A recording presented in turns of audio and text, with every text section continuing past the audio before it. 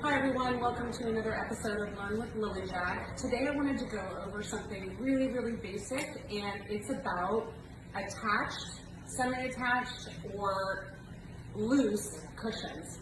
And the reason why I wanted to go over this is that we get a lot of specs in our possession and it's not really clear. So today I'm hoping to clear it up for everybody, and without further ado, let's get to it.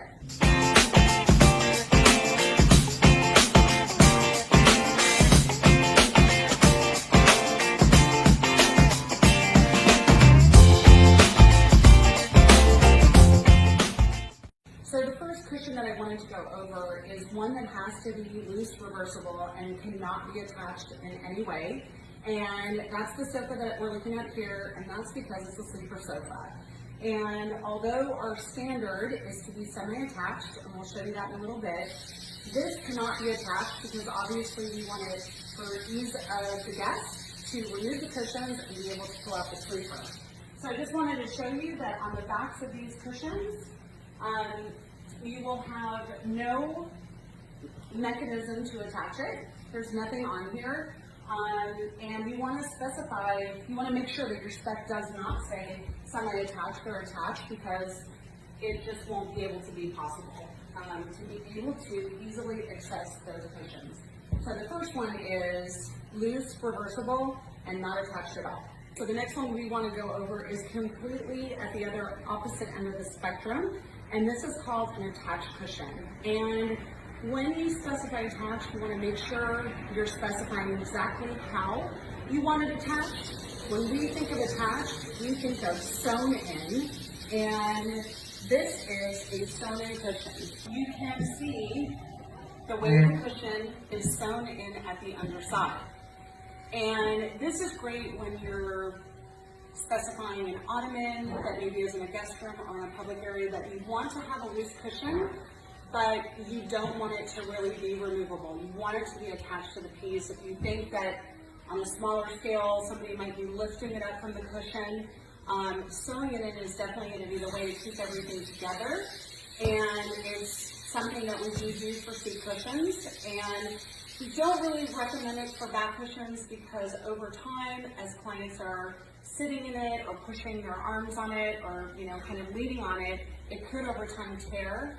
And when it's sewn in and it gets torn, you have to replace the entire thing. So you have to completely unupholster it and reupholster it, put in a new cushion, all of that. So this is attached, sewn in. So the next one that I want to go over is what we call semi-attached. And semi-attached is where it gets definitely a little bit gray, because there's a couple of ways that you can semi-attach cushions. In this situation, we are using Velcro.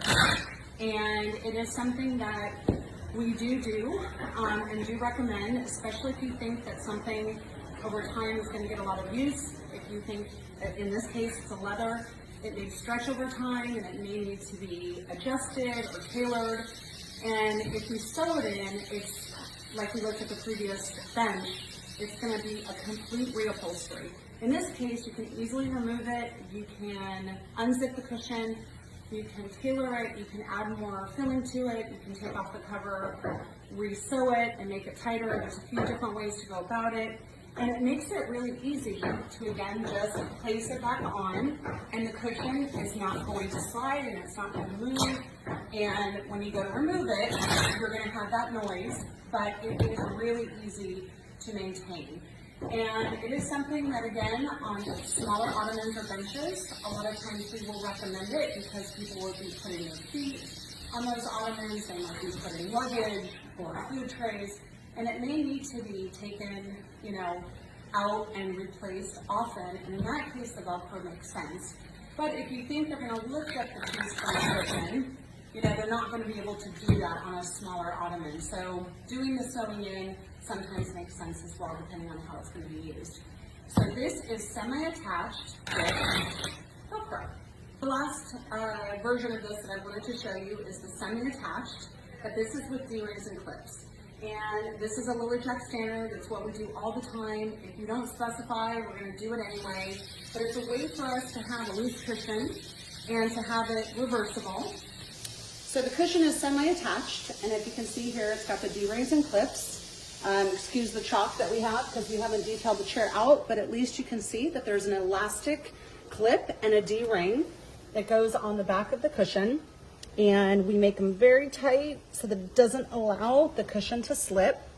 And the D-ring is on the cushion and the clips are in the chair. You can see it kind of is hidden in here. It's very tight.